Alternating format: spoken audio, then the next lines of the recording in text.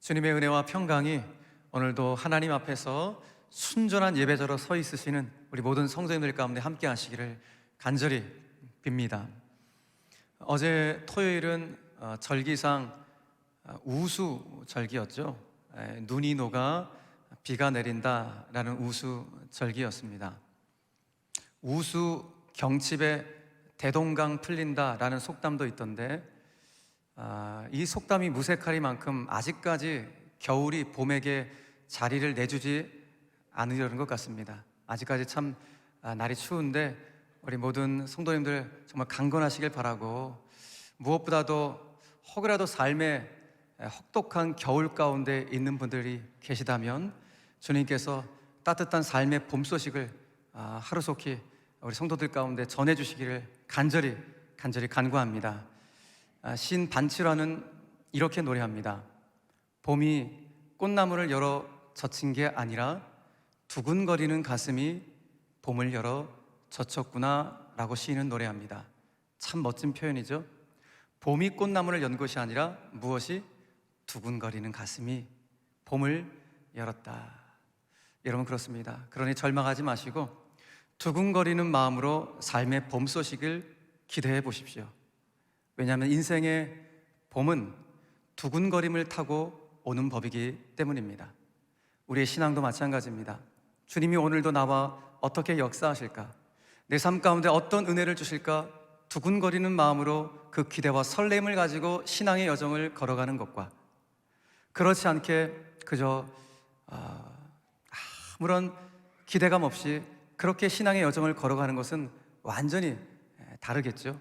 그러므로 오늘 봄을 기다리는 여러분들의 예배의 자리 가운데 주님께서 삶의 봄 소식을 주시기를 바라고, 그 두근거리는 마음이 오늘도 주님의 은혜를 맞이할 수 있는 그 마음 되어서 이번 한 주간도 주님과 두근두근 거리면서 동행할 수 있는 우리 모두가 되기를 주님의 이름으로 간절히 축원합니다. 오늘 본문에 보니까 인생의 혹독한 겨울을 지나고 있는 한 사람을 우리는 보게 됩니다. 이 편지를 쓰고 있는 사도 바울이죠. 하나님이 보내신 최종 목적지 로마까지 왔지만 그가 로마에 처한 것은 로마의 감옥입니다. 차디찬 옥살이를 여전히 면치 못하고 있는 사도 바울의 혹독한 인생의 겨울. 그런데 그가 오늘 에베소 교회 성도들을 향하여 쓰고 있는 그의 편지를 보면 혹독한 인생의 겨울을 겪는 사람의 모습이 보이질 않습니다. 그에게는 어떤 삶의 위축이나 절망감, 비굴함, 낙심이 보이지 않습니다.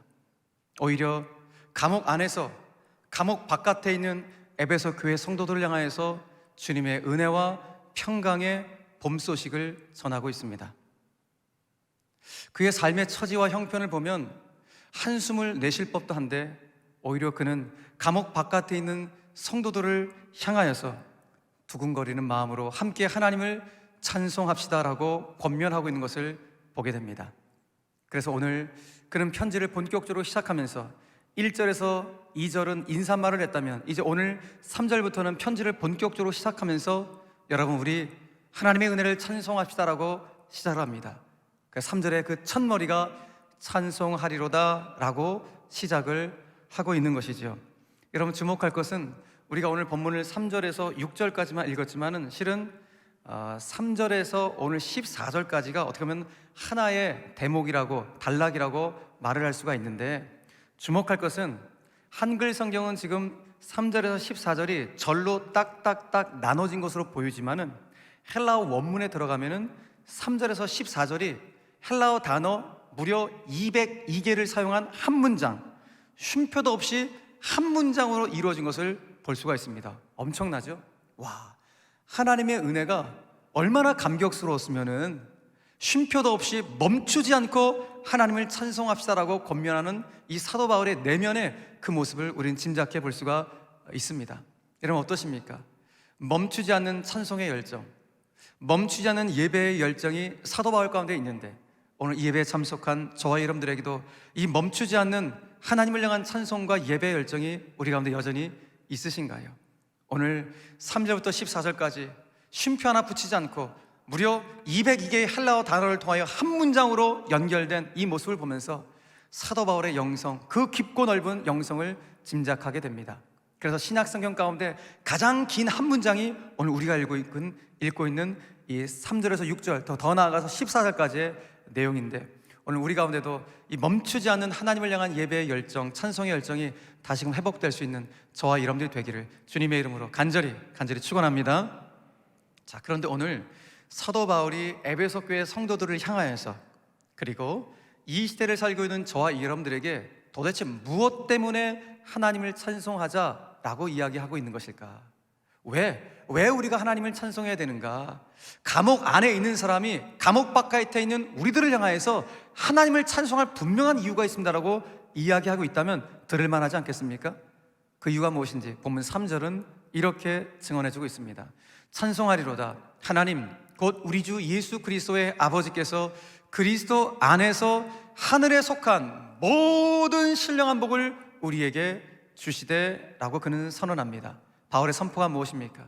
하나님이 저 하늘에 속한 모든, 일부분도 아니라 모든 신령한 복을 우리에게 주셨기 때문에 우리는 하나님을 찬송하지 않을 수가 없습니다라고 그는 고백하고 있는 것입니다. 여러분, 그렇다면 하나님을 찬송하지 않을 수 없는, 하나님이 우리에게 주신 그 하늘의 신령한 복, 하늘에 속한 그 모든 신령한 복은 어떤 복을 말하는 것일까요? 이제 바울이 3절부터 14절에 걸쳐서 우리에게 그 하늘에 속한 신령한 복이 무엇인지를 가르쳐 주는데, 바울은 본인의 어떤 기질답게 아주 구체적으로 세분해서 분석적으로 우리에게 가르쳐 줍니다. 특별히 삼위일체 하나님의 관점에서 하늘의 신령한 복이 무엇인지를 가르쳐 줘요. 그래서 오늘 본문 3절에서 6절을 통해서는 성부 하나님이 주시는 신령한 복이 무엇인지, 성부 하나님이 우리 가운데 주시는 하늘의 신령한 복이 무엇인지를 3절과 6절을 통해서 설명해 주고 있고, 7절과 12절을 통해서는 성자 하나님, 예수님이 우리 가운데 주시는 신령한 복이 무엇인지를 우리에게 분석해 주고 있고, 그 다음은 13절, 14절에서는 성령 하나님이 주시는 저 하늘의 신령한 복이 무엇인지를 우리에게 가르쳐 주고 있습니다. 자, 그러면서 사도 바울은 각 단락이 끝날 때마다 동일하게 우리 이와 같은 복을 받았으니 하나님의 영광을 찬송합시다라고 권면하고 있는 편지의 내용을 볼 수가 있습니다. 한번 볼까요? 먼저 3절에서 6절에서 성부 하나님의 이 신령한 복, 우리 가운데 주신 신령한 복을 이야기한 다음에는 마지막 단락을 마무리한 6절에서 이렇게 마무리합니다. 그의 은혜의 영광을 찬송하게 하려는 것이라. 그 다음에 성자 하나님, 예수님이 우리에게 주시는 신령한 복을 설명한 이후에는 그 마무리를 12절에서 이렇게 하고 있어요. 그의 영광의 찬송이 되게 하려 하심이라. 성령 하나님이 우리 가운데 주시는 신령한 복을 다 설명한 이후에는 그 마무리 14절에서 이와 같이 이야기합니다. 그의 영광을 찬송하게 하려 하심이라. 그 모든 마무리가 뭐예요? 하나님의 영광을 찬송합시다. 이 엄청난 하늘의 신령한 모든 복을 우리가 받았으니 우리는 하나님의 영광을 찬송하기에 마땅합니다라고 그 마무리의 찬송을 언급하고 있는 것입니다. 저는 이 장면을 보면서 하나님, 제 인생의 마무리도 이렇게 하나님을 영광스럽게 찬송할 수 있는 제 인생의 마무리가 되게 하여 주시옵소서. 이게 저의 기도의 제목이었는데, 여러분 참 영광스럽죠? 우리의 코끝에 호흡이 끊어지는 그 순간까지 하나님을 찬송하고 하나님 나라에 갈 수 있다면 그 인생 정말 멋들어진 인생이요 영광스러운 인생일 것입니다. 우리의 원로 장로님으로 계셨다가 주님의 부름을 받은 한 분, 그 장로님의 임종의 시간에 그분이 거의 숨도 못 쉬는 그 순간 가운데 찬송을 불러달라는 그 말씀을 하시고, 그 임종의 시간 가운데 제가 가서 찬송을 불러드립니다. 계속 찬송을 불렀습니다. 듣는 장로님도 부르는 저도 정말 천국이 무엇인지, 하나님의 영광스러움이 무엇인지, 나도 이 장로님처럼 저 코끝에 호흡이 끊어지는 그 순간까지 찬송하며 주님 나라 가야겠다. 그런 거룩한 시간이 제 삶 가운데도 있었는데, 여러분 그 장로님이 그 코끝에 호흡이 끊어지는 그 순간까지 하나님을 찬송하고 그 찬송 소리 듣고 주님 나라 그렇게 가셨듯이, 저와 여러분들도 우리 코끝에 호흡이 끊어지는 그 순간까지 이 영광의 찬송을 부를 수 있는 우리 모두가 되기를 주님의 이름으로 간절히 축원합니다. 오늘은 여러분들하고 삼위일체 하나님이 우리 가운데 주시는 이 하늘에 속한 신령한 복 중에서 딱 하나, 성부 하나님이 주시는 하늘에 속한 신령한 복이 무엇인지를 여러분들과 나누려고 합니다. 성부 하나님이 주시는 신령한 복이 무엇인가? 거두절미하고 딱 하나, 이것만 기억하세요. 선택하심의 복이에요. 하나님이 우리를 선택하셨다. 이것이 아버지 하나님이 우리 가운데 주시는 최고의 복이라고 사도 바울이 우리 가운데 말씀하고 있는 것입니다. 자, 그 내용이 4절과 5절에 나오고 있어요. 자, 4절 말씀 보니까 곧 창세 전에 그리스도 안에서 우리를 뭐하사? 택하사 선택하셨다. 5절 말씀 보니까 그 기쁘신 뜻대로 우리를 뭐하사? 예정하셨다. 선택, 예정, 선택. 자, 오늘 여러분들하고 이 선택의 교리를 공부를 하려고 하는데요. 일단 예정, 선택 이 두 가지 개념은 그냥 비슷한 개념이다 라고 그냥 생각을 하십시오. 그런데 굳이 제가 여러분들 가운데 예정과 선택을 좀 구분해서 설명을 드린다면 그냥 간단하게 선택보다 예정이 좀 더 큰 개념이다 라고 이해하시면 맞습니다. 더 구체적으로 말씀드리면 예정은 무엇인가 하면은 예정은 우리를 향하신 하나님의 원대한 구원의 마스터 플랜, 우리를 향하신 하나님의 원대한 구원 계획을 예정이라고 말을 한다면, 선택은 하나님이 예정하신 그 일, 하나님의 그 원대한 구원의 계획을 이루는 하나의 방편, 그것이 선택이에요. 이렇게 구분할 수 있지만은 그냥 하나님이 나를 예정하셔서 선택하셨구나, 그렇게 이해하시면 됩니다. 자, 그렇기 때문에 성경에서 여러 가지 교리가 있지만은 설명하기 정말 가장 까다롭고 어려운 교리 중에 하나가 뭐냐? 선택 교리, 즉 예정 교리예요. 이거는 설명할 방법이 없어요. 그래서 성경도 우리 가운데 이 선택의 교리를 설명할 때 설명하는 것이 아니라 그냥 하나님이 여러분들을 선택하셨습니다, 팩트만 진 거예요. 이 사실만 던져놓고 선택 교리에 대해서 우리가 논쟁하지 않겠다고 성경이 말씀해요. 논쟁하지 않아요. 그냥 우리를 선택했다라고 말을 하는 거예요. 이게 끝이에요. 그러니까 하나님도 아시는 거죠. 뭘 아십니까? 하나님이 우리를 선택하신 이 선택의 교리는 유한한 인간의 이성과 지성으로는 감당할 수 없는, 이해할 수 없는 정말 높은 하늘 차원의 내용이기 때문에 이거는 논쟁할 여지가 없다. 그냥 내가 선택했다는 사실을 너희들은 믿음으로 받아들이면 된다. 이 사실을 성경 우리에게 말씀해주고 있는 거예요. 자, 그렇기 때문에 선택의 교리를 공부할 때 우리는 성경 안에서 공부해야 되지 성경 바깥에 있는 내용들을 들으시면 안 돼요. 그래서 오늘도 여러분들하고 제가 선택의 교리를 나누게 될 때 성경이 뭐라고 말씀하시는지, 성경에서 가르치는 선택의 교리 두 가지를 오늘 이 아침 가운데 여러분들하고 나누려고 하는데 잘 정리를 했으면 좋겠습니다. 자, 첫 번째, 언제 우리를 선택하셨는가? 선택의 시점이에요. 자, 하나님이 저와 여러분들을 언제 선택하셨다고 말씀합니까? 오늘 성경 보니까 창세 전에 선택하셨다고 말씀하고 있어요. 이거 어떻게 설명이 가능합니까? 아니, 온 우주 만물을 창조하시기 전에 하나님이 영원 무군 전부터 나를 예정하시고 선택하셨다고 하시니 이걸 어떻게 설명할 길이 있냐고요. 그래서 하나님이 온 우주 만물을 창조하기 전부터 나를 예정하시고 선택하셨다는 이 사실에 너무 감격스러워서 다윗이 그의 시에서 이런 고백을 해요. 시편 139편 말씀 보니까 그의 고백을 들어보십시오. 내 형질이 이루어지기 전에 주의 눈이 보셨습니다 라고 고백을 해요. 좀 어렵게 번역을 해놨는데 우리말 성경에 보면 이걸 좀 쉽게 번역해놨어요. 아직 완성되지도 않았는데 내 틀을 주의 눈으로 보셨습니다 라고 이야기하는 거예요. 이게 무슨 말입니까? 그러니까 쉽게 말해서 저와 여러분들이 어머니 뱃속에 아예 잉태되지도 않았는데 하나님이 나를 보셨다는 거예요. 더 쉽게 말하면 우리의 존재 자체가 아예 없었어요. 그냥 존재 자체가 무인 상태에서 우리를 온 우주 만물을 창조하기 전인 영원 무궁 전부터 우리를 뭐 하셨다? 보셨다는 거예요. 이걸 제가 어떻게 설명해 드릴까요? 하나님 보셨다는데 하나님 왜 영원 무궁 전부터 저를 보셨습니까? 따지실 거예요? 따질 이유가 전혀 없다는 거예요. 그래서 이 선택의 교리는 은혜 외에는 설명할 길이 없어요. 그래서 예수님께서도 이와 같이 요한복음 6장에서 이런 말씀하셨거든요. 한번 들어보시겠어요?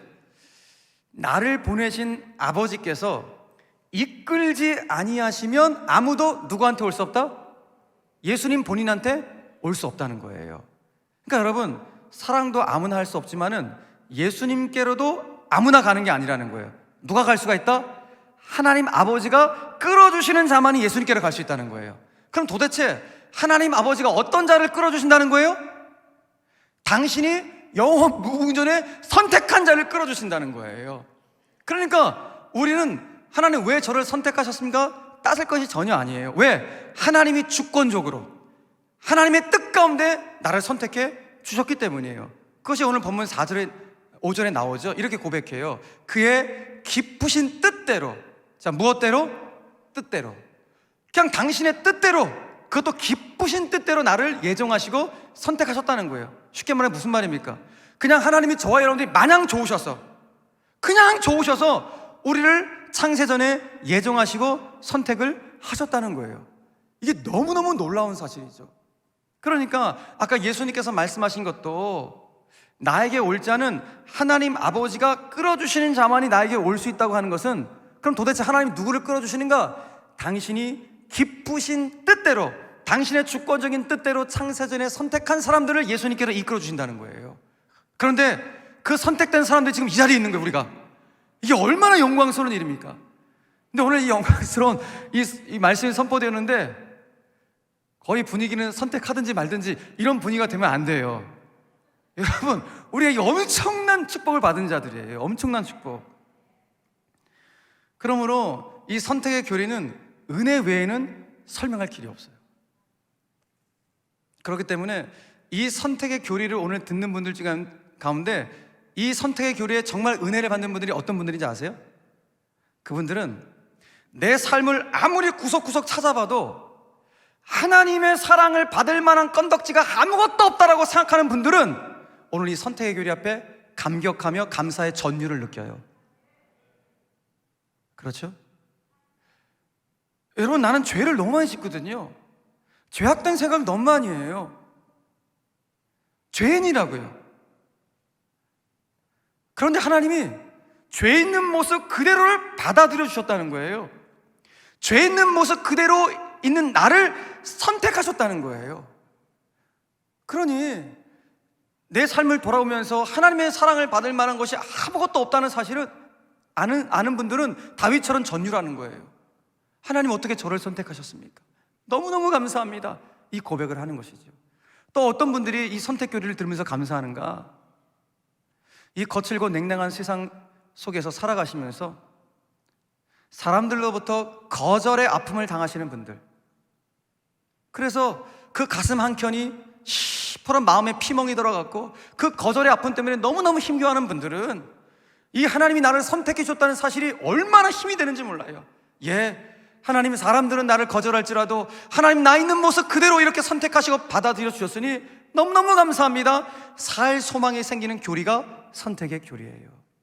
그래서 오늘 우리가 이 선택의 교리를 받으시면서 그냥 딱딱하게 교리로 받으시면 안 되고, 이 말씀, 이 교리를 이제 삶에 적용을 해야 돼요. 어떻게 적용해야 될까요? 여러분, 하나님이 나를 사랑하시는 하나님이 죄 있는 나 있는 모습 그대로를 선택하시고 나를 그대로 받아들여 주셨대요. 그러니 하나님의 형상을 닮은 나도, 하나님의 심정을 알아야 될 나도 하나님처럼 나 역시 타자를 향하여서, 누군가를 향하여서 그들을 받아들일 따뜻한 환대의 마음, 그들을 내 따뜻한 품으로 이끌 수 있는 그런 따뜻한 품이 있는 그런 하나님의 사람들이 되는 것, 이것이 우리가 하나님 마음을 통하여서 적용해야 될 부분인 것입니다. 시인 박노해는 이렇게 말을 합니다. 마음 씨는 마음의 씨앗, 지금의 마음가짐이 씨앗이 되어 그 모든 결실을 뒤바꾼다. 여러분, 우리가 하나님의 마음씨를 소유해야 돼요. 죄 있는 모습 그대로를 받아들여 주신 그 하나님의 마음씨처럼 나도 누군가를, 타자를 받아들일 그 마음씨를 소유하는 것이 너무너무 소중합니다. 저는 그래서 오늘 이 선택의 교리를 여러분들이 받으시면서 그냥 머리로 아는 지식적인 교리로 그치는 것이 아니라 이 헤아릴 수 없는 선택의 축복을 받은 내가, 이 놀라운 받아들여 주심의 축복을 받은 저와 여러분들의 사람을 대하는 마음씨, 사람을 대하는 마음가짐 역시 우리 주님처럼 넓고 깊고 따뜻해지면 참 좋겠다. 이것이 바로 선택의 교리를 통하여 우리가 삶 가운데 적용해야 될 부분입니다. 대통령 선거를 앞두고 수치심을 자극하고 혐오를 조장하는 언어들, 그런 말들이 홍수처럼 연일 쏟아지고 있는 그런 형국입니다. 어떤 분은 완전히 진영 궤변에 매몰이 되어서 합리적인 판단과 이성적인 사고를 하지 못하는 분들도 왕왕 보기도 합니다. 그와 내가 생각이 다르다 할지라도 그 차이를 인정해주고 그 차이를 존중해 줄 줄 아는 사회가 되어야 하는데, 나와 생각이 다른 이들을 향한 공격이 지나칠 정도로 가혹하고 무정한 세월을 살아가고 있습니다. 여러분 잊지 마십시오. 나는 옳고 그는 그르다는 이 확신이야말로 평화의 적입니다. 나는 옳고 그는 그르다는 이 확신이야말로 공동체를 깨는 주범입니다. 사랑하는 여러분, 글쎄요, 저 세상을 너무 모르는 순진한 생각일까요? 그렇지 않죠? 여러분, 이 혼탁한 세상을 살아가면서 이 선택하심의 축복을 받은 우리 그리스도인들만이라도, 이 엄청난 받아들여 주심의 축복을 받은 우리 예수 믿는 사람들이라도 타자를 받아들일 이 마음씨를 넓고 깊게 가질 수 있다면 우리 사회가 얼마나 좋은 사회가 될까, 그런 순진한 생각을 해보게 됩니다. 어쩌면 타자를 받아들일 그 마음씨가 우리가 세상 속에서 세상 사람들 가운데 보여줘야 될 예수 믿는 자로서의 거룩의 모습인지도 모릅니다. 거룩은 여러분들이 생각하는 어떤 이미지상의 그런 거룩이 아닙니다. 거룩은 바로 이런 마음씨를 소유하여 이 마음씨를 세상 가운데 보여주는 것이 거룩의 모습일 것입니다.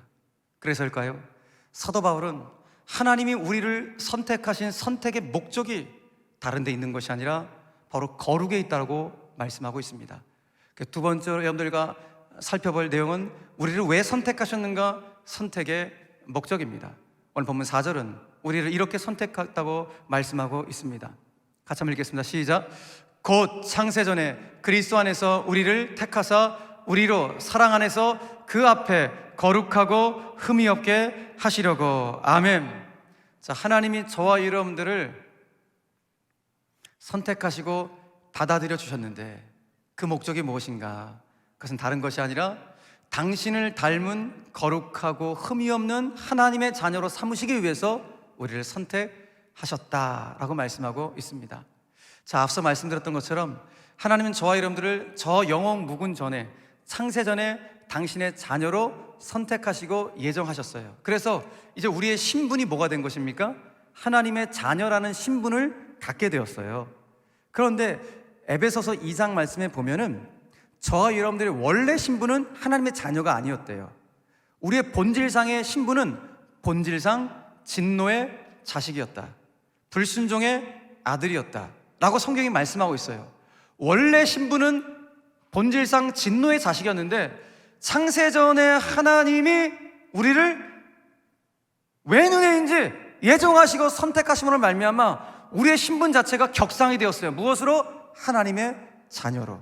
자, 그러니 내 신분이 하나님의 자녀로 격상이 되었으니 격상된 만큼 자격을 갖춰야 돼요. 어떤 자격을 갖춰야 되는가? 거룩하고 흠이 없는 하나님의 자녀라는 이 자격을 갖춰야 된다는 것입니다. 흠이 없다. 여러분, 흠이 없다 무슨 말입니까? 그러니까 한마디로 말해서 절대 완전이에요. 절대적으로 완전한 게 흠이 없는 거예요. 거룩은 무엇일까요? 본질적으로 악으로부터의 완전한 자유로운 상태, 그러니까 악과는 관계가 없는 악으로부터 완전 자유로운 상태가 거룩이에요. 그러니까 이 거룩이라는 것은 하나님의 속성이죠. 왜요? 하나님은 죄로부터 오염되지 않으시고 악과는 영향을 받지 않으시고 악과는 관련이 없으시니까 이 거룩이라는 속성은 하나님의 속성이에요. 그래서 천사들도 하나님을 노래하고 하나님을 찬송할 때 늘 거룩하다 찬송해요. 계시록 4장 8절 말씀 보니까 천사들이 하나님을 향해 이렇게 노래합니다. 거룩하다 거룩하다 거룩하다 주 하나님 곧 전능하신 이여, 거룩하신 하나님을 노래하는 거예요. 자, 그런데 그 거룩하신 하나님이 저와 여러분들 가운데 늘 요청하시는 게 있다는 거예요. 뭘 요청하시는가? 레위기 19장 2절 말씀입니다. 같이 읽겠습니다. 시작. 너희는 거룩하라. 이는 나 여호와 너희 하나님이 거룩함이니라. 바로 이것입니다. 거룩함을 추구하며 사는 것, 바로 이것이 창세전에 선택받은, 하나님으로부터 받아들이심의 축복을 받은 자들의 삶의 목적이다. 선택의 목적이 바로 이 거룩에 있다라고 성경은 말씀하고 있는 것입니다. 여러분, 그런데 이단 세력들은 이 선택의 교리를 가지고 여러분들을 어떻게 현혹하는지 아세요? 이렇게 현혹을 해요. 여기 성경에 봐라. 여기 창세전에 우리를 선택하셨다고 말씀하고 있지 않냐? 이 말이 무슨 말이냐? 우리를 구원시켰다는 것이다. 우리가 구원받았다는 증거다. 그러니 구원은 이미 우리가 확정이 되었다. 창세전이 이미 예정하시고 선택하셨다니 이미 구원은 확정되었으니 여러분들이 살아가는 삶의 자리에서 거룩한 삶을 추구하지 않아도 구원은 흔들림이 없다. 이렇게 말하는 거. 이단들이 가르치는 거예요, 여러분. 여기에 속아 넘어가서는 안 돼요. 분명히 말하죠. 하나님이 창세전에 우리를 선택하신 목적이 무엇이라고요? 거룩이에요. 흠이 없는 것이라고요. 물론 부담스럽죠. 여러분, 우리의 삶의 자리에서 흠이 없이 거룩하게 살아간다는 거, 이건 너무너무 부담스러운 일입니다. 그런데 그럼에도 불구하고 하나님의 자녀가 추구하며 살아가야 될 삶의 모습이 무엇인가? 거룩이라고 성경이 말씀하고 있다는 사실입니다. 그러므로 이것이 부담스럽다고 회피하지 마시고 조금씩 하나님의 형상을 회복한다는 차원에서 거룩을 추구하며 살아갈 수 있는 우리 모든 제일의 영가족들이 되시기를 주님의 이름으로 간절히 축원합니다. 잊지 마십시오. 저와 여러분들은 하나님의 자녀로 신분이 격상되었기에 이제 거룩한 하나님의 사람으로 살아가는 것, 이것이 바로 하나님의 뜻이다. 그러므로 거룩한 하나님의 사람으로 선택받은 자들은 쉽게 죄짓고 타락하지 않습니다. 하나님의 거룩한 사람으로 부름받았기 때문에 쉽게 죄짓지 않습니다. 그 순간이 다가오면 내가 이러면 안 되는데, 이거 하나님이 기뻐하지 않는 일인데, 적어도 하나님의 선택을 받은 자는 죄 짓는 것을 두려워해요. 그게 바로 선택받은 자의 증거예요. 목사님, 제가 선택받은 거 어떻게 알죠? 바로 그거예요. 내가 죄를 지으면 죄 짓는 것에 대해서 두려워할 수 있는 거, 두려운 마음이 있는 거, 그것이 바로 선택받은 자의 증거예요. 그런데 죄를 지어도 아무렇지도 않고 죄를 진다면 여러분 정말 의심해 봐야 돼요. 선택받았는지. 그러므로 우리는 선택받은 자가 누군지 알지 못하기 때문에 복음을 전하는 거예요. 하나님만 아시죠? 누가 선택받고 예정받았는지 하나님만 아시기 때문에, 우리는 모르기 때문에 수많은 영혼들 가운데 복음을 증거하게 되는 것이고, 오늘 중요한 것은 저와 여러분들이 함부로 되는 대로 살지 않는다. 되는 대로 타락하며 죄 지으며 살아가지 않는다. 죄를 지을 자로 두려워한다. 그게 바로 선택받은 자의 증거라는 사실을 꼭 기억하시길 바라고, 하나 더, 누가 또 선택받은 자의 증거를 갖고 있는가? 우리의 삶의 자리에서 내 마음속에서 늘 하나님을 향한 그리워하는 마음이 있으면 선택받은 자의 증거예요. 다윗이 광야에 있었을 때 하나님을 향하여 이렇게 노래를 하는데, 여러분 다윗의 한번 고백을 유심히 한번 살펴보십시오. 시편 63편에서 그는 이렇게 노래합니다. 하나님이여, 주는 나의 하나님이시라. 내가 간절히 주를 찾되 물이 없어 마르고 황폐한 땅에서 내 영혼이 주를 갈망하며 내 육체가 주를 앙모하나이다. 이렇게 노래해요. 갈망, 앙모라는 단어를 사용했거든요. 이게 목마를 갈자죠. 애타는 거예요. 바랄 망자. 애타게 바라는 게 갈망이에요. 앙모는 무엇입니까? 우러를 앙자에다가 그릴모, 그리워할 모자예요. 그리워하는 거예요. 그러니까 갈망과 앙모라는 단어를 딱 합치면 어떤 뜻이에요? 애타는 그리움이에요. 누구를 향한? 하나님을 향한. 다윗이 광야에서 하나님, 저를 찾아와 주세요. 그 애타는 사모함, 그 애타는 그림을 가지고 하나님을 찾고 있는 다윗의 모습인데, 오늘 저와 여러분들의 인생을 사시면서 신앙의 여정을 걸어가시면서 나도 다윗처럼 이와 같은 하나님을 향한 애타는 그리움이 있는가? 한번 돌아보십시오. 나 정말 하나님 없으면 단 한순간도 살아갈 수 없습니다. 이 애타는 그리움이 나에게 있는가? 중요한 것은 내가 하나님을 향하여 애타는 그리움으로 하나님을 찾는다면 하나님도 나를 애타게 그리워하실 줄로 믿으시길 바랍니다. 그러므로 하나님의 애타는 그리움으로 선택받은 나는 되는 대로 함부로 죄 지으며 살아갈 수 없습니다. 왜? 하나님 나를 그리워하시기 때문에. 나도 하나님을 그렇게 애타며 그리워하기 때문에 그렇게 함부로 타락하며 살 수 없다는 것입니다. 어쩌면 그리움이라는 이 단어는 그리다라는 단어에서 오지 않았을까 그런 생각을 해보기도 합니다. 마음속에 뭔가를 그리다가 결국 마음에 그리움이 새겨지게 되는, 뭔가가 새겨지게 되는 그 새김이 된 것이 그리움이 아닐까 그런 생각을 해보게 됩니다. 그런 차원에서 저와 여러분들이 거룩하신 하나님을 그리워하면 그리워할수록, 어떤 하나님?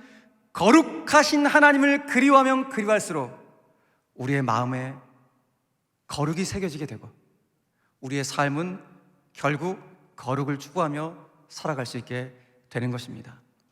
여러분 잊지 마십시오. 우리는 하나님으로부터 택함받은 하나님의 자녀입니다. 그 택함받은 자의 선택의 목적은 거룩하고 흠이 없는 하나님의 사람으로 이 땅을 살아가는 것입니다. 그러므로 예수 믿는 자들의 최고의 비전이 무엇인가? 비전하면 무슨 꿈, 뭐 얻는 거 이런 거 생각하는데 여러분 그런 것이 아니에요. 진짜 우리가 가져야 될 비전이 무엇인가? 하나님 나를, 이 죄 많은 나를 선택해 주셨는데, 선택하셔서 이제 거룩한 하나님의 사람으로 살아가고 나를 보내주셨는데 내가 이 세상 속에서 그 거룩한 영향력을 끼치며 살아갈 수 있도록 은혜를 베풀어 주시옵소서. 바로 이것, 세상 속에서의 거룩한 영향력이 선택받은 자의 비전인 줄로 믿으시길 바랍니다. 이런 말이 있더군요. 무언가를 얻는 것보다 중요한 것은, 다시요, 무언가를 얻는 것보다 중요한 것은 나를 잃어버리지 않는 것이다. 얻는 것보다 중요한 것은 잃어버리지 않는 게 중요해요. 누구를? 나 자신을 잃어버리지 않는 게 너무너무 중요합니다. 사도 바울은 이걸 잃어버리지 않고 살아왔던 것이죠. 본인이 구원받은 하나님의 백성이요, 본인이 성도요, 신실한 자요, 그리스도인임을, 무엇보다도 나는 하나님으로부터 이렇게 선택받은 자임을 한순간도 잃어버리지 않고 살아왔던 것입니다. 우리가 결코 잃어버리지 말 것. 그렇습니다. 주님, 저는 선택받았습니다. 저는 아무 공로 없이 하나님의 받아들여 주며 축복을 받은 자입니다. 그러니 저도 주님의 마음처럼 이 땅 가운데 보낸 그 자리에서 세상 속에서 거룩한 영향력을 끼치며 살아갈 수 있도록, 그것이 저의 비전이 될 수 있도록 주님 붙잡아 주시옵소서. 이것이 저와 여러분들의 살아갈 여러분 표대가 되고 여러분 방향이 되기를 주님의 이름으로 간절히 축원합니다. 그래서 세상 속에서 거룩한 영향력이라는 이 비전을 소유하며 살아가는 사람들은 세상이 아무리 어렵다고 아무리 어둡다 할지라도 세상 속에서 투덜거리지 않습니다. 왜 세상이 이 꼴이냐, 이 꼴악지냐 이렇게 하지 않고, 오히려 아무리 세상이 어둡다 할지라도 내가 투덜거리보다는 좋은 세상 만들기 위해서, 그렇다면 내가 뭐라도 실천할 수 있을까, 내가 뭐라도 바꿀 수 있을까, 그 작은 실천을 하는 사람이 세상 속에서 거룩한 영향력을 끼치며 살아가는 하나님의 사람임을 알게 됩니다. 시인 박노해는 그의 마음속에서 이런 결단을 합니다. 그래, 오늘부터 내가 먼저라고 마음속에 쓰고 이제 본인은 이렇게 살겠다고 다짐을 합니다. 내가 먼저 달라지기, 내가 먼저 인사하기, 내가 먼저 정직하기, 내가 먼저 실행하기, 내가 먼저 손 내밀기, 내가 먼저 돕고 살기, 무조건 내가 먼저, 속아도 내가 먼저, 말없이 내가 먼저, 끝까지 내가 먼저. 여러분, 이 마음이면 됩니다. 이 작은 마음이 좋은 세상을 만드는 것입니다. 이 마음이 증오와 갈등이 가득한 이 세상에 평화를 빚는 마음입니다. 유대인 부모들은 자녀들을 향해서 이런 말을 종종 한다고 합니다. 얘야, 앞으로 네가 살아가면서 네가 태어나기 전 세상보다 네가 떠날 따의 세상이 더 나은 것이 되도록 그렇게 살아가거라 라고 자녀들 가운데 말을 한다고 합니다. 무슨 말입니까? 세상 속에서 거룩한 영향력을 끼치면서 좋은 세상 만들어갈 수 있도록 네가 그렇게 살아가야 된다라는 부모님의 가르침인 것이죠.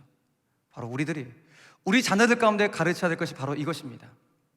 네가 하나님의 선택받은 하나님의 자녀로서 네가 보낸받은 세상 속에서 거룩한 영향력을 끼쳐서 네가 사는 세상을 좋은 세상으로 만들어 가거라. 그것이 너의 비전이 되어야 한단다. 바로 그 작은 마음, 내가 먼저 그렇게 이 세상 가운데 좋은 세상 만들며 살아가겠다는 그 작은 실천 하나가 네가 사는 세상을 아름답게 만들어 갈 것이다. 이렇게 우리가 자녀들 가운데 가르칠 수 있다면 우리 자녀들 정말 소망 있는 자녀들이 될 것입니다. 여러분, 예수 믿는 우리들은 무슨 세상 사람들은 큰 꿈, 큰 비전은 아닙니다. 그건 하나님이 알아서 이루어 주실 것입니다. 중요한 것은 이 작은 마음 하나일지라도 우리는 좋은 세상을 만들어 갈 수 있습니다. 이 작은 마음이 증오의 시대를 평화로 만들어가는, 평화를 빚는 그런 마음 우리 가운데 주님이 주시겠다고 말씀하고 있으니 오늘 저와 여러분들 가운데 이 작은 마음, 이 작은 실천을 행할 수 있는 우리 모두가 되기를 주님의 이름으로 간절히 축원합니다. 그래서 택함받은 저와 여러분들 가운데 시대 앞에서 이런 존재로 쓰임 받읍시다. 좋은 세상 만들기 위해서 내가 먼저 작은 실천을 하는 그런 하나님의 거룩한 사람 되겠습니다. 이런 고백을 가지고 한 주간 동안도 승리할 수 있는 우리 모두가 되기를 주님의 이름으로 간절히 축원합니다. 말씀을 정리하겠습니다. 오늘 여러분들하고 큰 틀에서는 성부 하나님이 우리 가운데 주시는 하늘에 속한 신령한 복이 무엇인지를 나누었습니다. 딱 하나, 무엇입니까? 선택하심의 축복이었다. 선택하심의 축복. 그 중에서 두 가지를 함께 나눴습니다. 첫 번째는 언제 우리를 선택하셨는가? 하나님이 창세전에 나를 택하셨다. 창세전에 나를 택하셨다는 것은 내 어떤 직위, 배경, 내 어떤 삶의 모습을 보고 택하신 것이 아니라는 의미죠. 창세전이니까. 그러니까 내가 이뻐서 택하신 거 아니에요. 내 어떤 그 행함이 이뻐갖고, 내 어떤 높이 올라간 지위가 이뻐갖고 택하신 것이 아니라 그냥 마냥 우리가 좋아갖고 그 기쁘신 뜻대로 우리를 선택하셨다. 죄 있는 모습 그대로 받아들여 주셨다. 그러니 나도 하나님의 형상을 닮은 자답게 타자를 받아들일 그 마음씨를 소유해야겠다. 이것이 첫 번째 선택의 교회를 통하여 배운 내용이었고, 두 번째, 그렇다면 하나님 우리를 왜 선택하셨는가? 그 선택의 목적은 거룩을 위해서, 당신을 닮은 거룩한 사람으로 이 땅을 살아가도록 하기 위해서 우리를 선택하셨다. 그러므로 이번 한 주간도 여러분의 삶의 자리에서 좋은 세상 만들어갈 수 있도록 거룩한 세상에 영향력을 끼치며 살아갈 수 있는 하나님의 손과 발이 되어 이번 한 주간도 주님께 영광 올려드리면서 다음 주 해와 같이 밝은 얼굴로 다시 만날 수 있는 우리 모두가 되시기를 주 예수 그리스도의 이름으로 간절히 축원합니다.